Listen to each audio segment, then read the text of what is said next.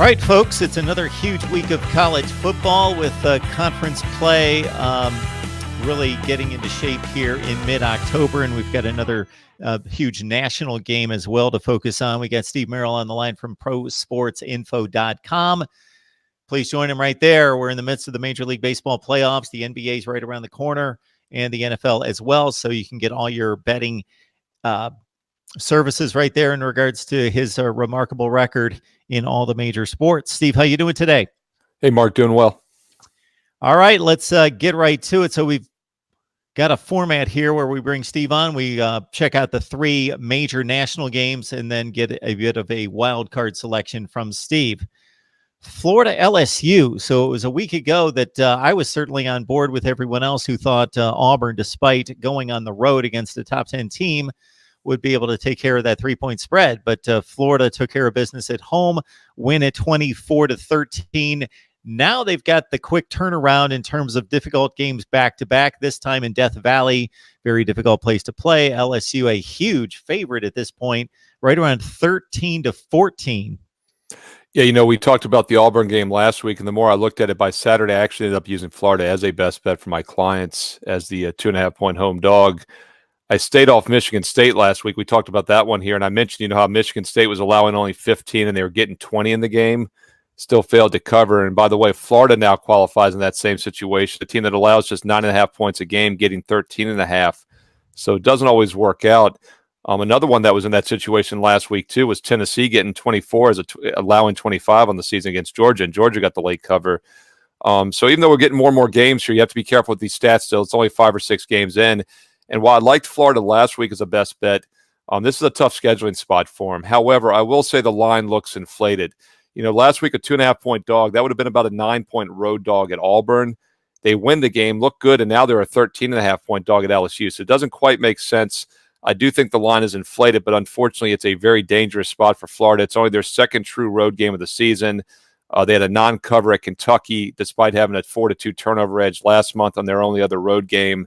And LSU had a cakewalk last week against Utah State. So I think the line is inflated, but it's a bad spot for Florida. Talking Week 7 betting lines with Steve Merrill from ProSportsInfo.com. We run through the top 3 games of the week every Friday, so please lock it in and check out those videos. And, of course, a wild card selection from Steve as well. Let's go to the Big 12 with Oklahoma and Texas, certainly the class of the league. There's no other league where we can distinguish. Bam, these are the two teams. This is the game of the year. This will set up who wins first place, and the other should default to second place, and there's probably going to be a rematch. So this is probably part 1 of 2. Texas has played Oklahoma very close in recent years as they've obviously built the program under Tom Herman, won the game outright in the regular season. Oklahoma got the payback in the championship game last year, but Oklahoma's a substantial favorite around 10.5. Yeah, it's interesting because Texas is better than they've been, even when they upset Oklahoma, yet this line is a little bit bigger than some of those games. So it shows how good Oklahoma is. And while the dog is always worth a look in rival games, we've obviously seen Texas bark quite a bit recently, as you mentioned. I think the over actually might be the play in this one. The total opened 74.5, and despite that big number, it's been bet up to 75.5 this week by the early sharp money. I agree with that move. You've got an Oklahoma team that's averaging 53 a game, Texas averaging 42 a game, but Texas's defense is where the concern is. They're getting up 6.1 yards per play this year against opponents that only average 6. So they've been average to slightly below average on defense this year. So there's no way they're going to slow down Oklahoma. Oklahoma has scored a ton of points in every game this year. They've put up 45 or more in every game. So if Texas is truly an average defense, which they're showing to be right now, you got to figure Oklahoma gets at least 45, 10-point line. That makes it 45-35, and that's 80 points right there, and it still goes over the total. USC in a bit of an odd situation in that they've only lost one Pac-12 game, and they also have a key Pac-12 win against Utah head-to-head, seemingly the favorite and the best other team in that division, but they're losing out of conference games, and they've got another one in which they most likely will drop on the road at Notre Dame. USC about a 10-point dog in South Bend. I think the bye week came at a really good time for USC last week. They had that nice Friday night upset win against Utah, and then they went to Washington and lost outright by 14. They had a 3-1 turnover deficit in that game as a 12-point underdog. So I think the bye came at a good time last week after their worst offensive showing, their sloppiest, I guess you could say. They ran for 212 yards. That was actually their best rushing performance of the season, despite losing and not covering as a double-digit dog, and the 3 turnovers had a lot to do with that.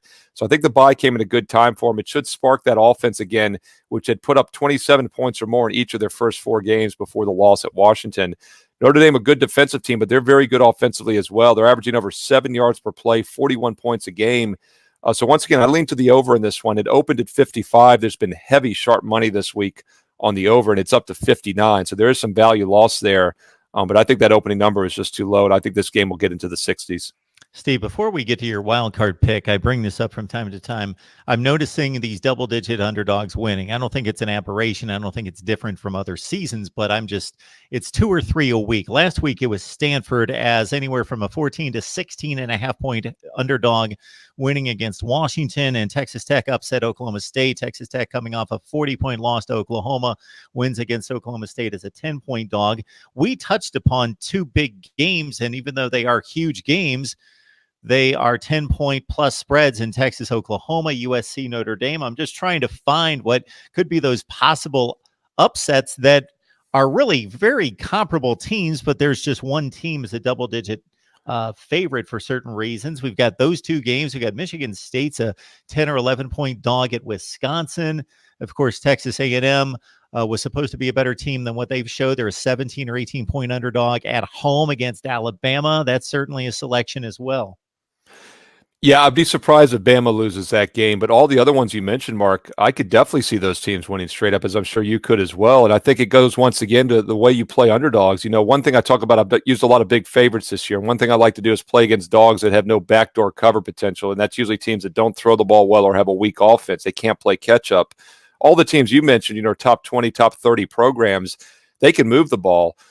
So I think, once again, those are live dogs. And if you play them, you probably want to put part of your play on the money line. Get a 3 or 4 to 1 return on that potential upset. Split it maybe with the point spread so that if they cover but don't win outright, you still win a little something.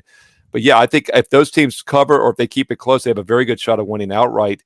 And that's why you do see double-digit dogs winning each and every week. And a lot of times, they're decent teams. I mean, USC is the best example, I think. That's a team, as I mentioned, they're coming off a bad performance, but they had the bye week, and their young quarterback situation's been dicey, so I could see them coming out winning that game outright. Would not shock me, because Notre Dame's been good, but they haven't really been tested. They were trailing UVA at the half a couple weeks ago. They played Georgia tough, but they lost that game.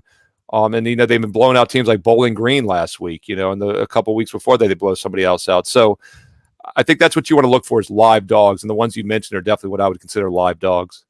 Yeah, actually, all 3 of our selections this week involve double-digit underdogs, and when you consider Florida, USC, and Texas, the likes of talent on those 3 rosters being double-digit dogs, those are where you find the value of possibly getting those upsets, where the teams, the talent is pretty comparable. It's just one team has it put together a little bit more at this point than the other team. And that's usually the situation. And then there's also a home road factor in there as well. We saw Clemson a few weeks ago get taken to a final play 2-point conversion against North Carolina. We see Florida State, probably the second most talented team in the conference, not playing to that level, but they are winning now. 26 points, 27 points, may be pretty heavy. I don't know. Yeah, and I think the other thing to keep in mind is we talk about how sharp these lines have been this year. Bama, for example, has only been under a 30-some point favorite once this year.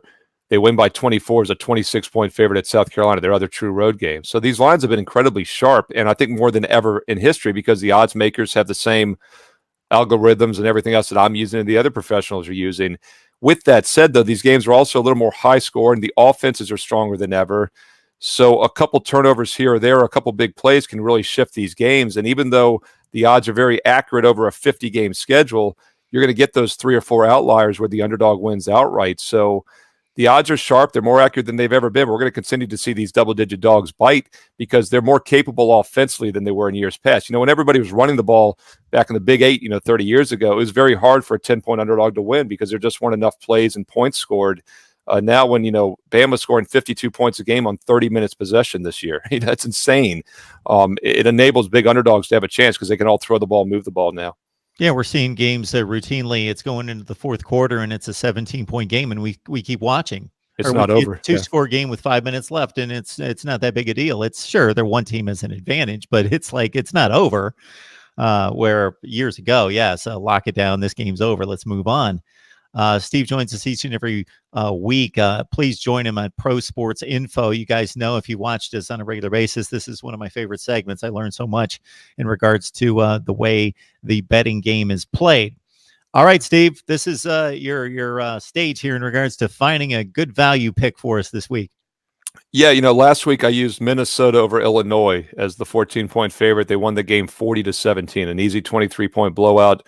One thing I mentioned in that game was I liked the fact that Minnesota could throw the ball, and I didn't think, Illinois would be able to play catch-up. When I play dogs, I always said I like for them to move the balls we just talked about. Here's a live dog I think can win the game outright this week. We're going to go against Minnesota, and this is another handicapping lesson, just really 101, is that you don't always have favorite teams. Just because I liked Minnesota last week doesn't mean I like them every week.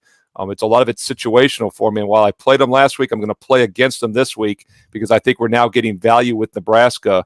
Ever since that blowout loss to Ohio State a couple weeks ago, I think they're getting some value now. And then last week, that lackluster win against Northwestern, 13-10.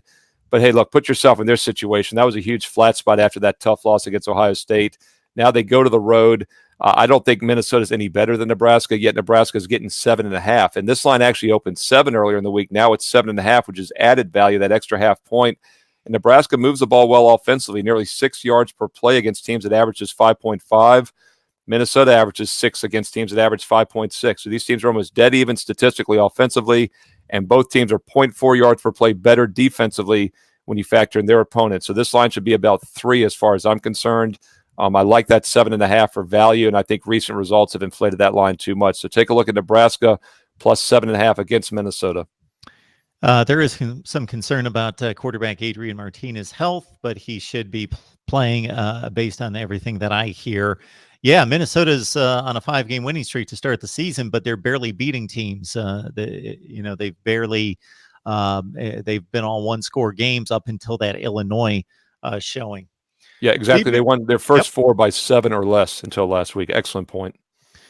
Steve Merrill, Pro Sports Info. Again, this segment is the highlight of my week, or one of them, certainly, in bringing in Steve on to break down the betting game and the best plays for each and every college football Saturday. Steve, we appreciate you jumping on board. Thanks, Mark. Enjoyed it.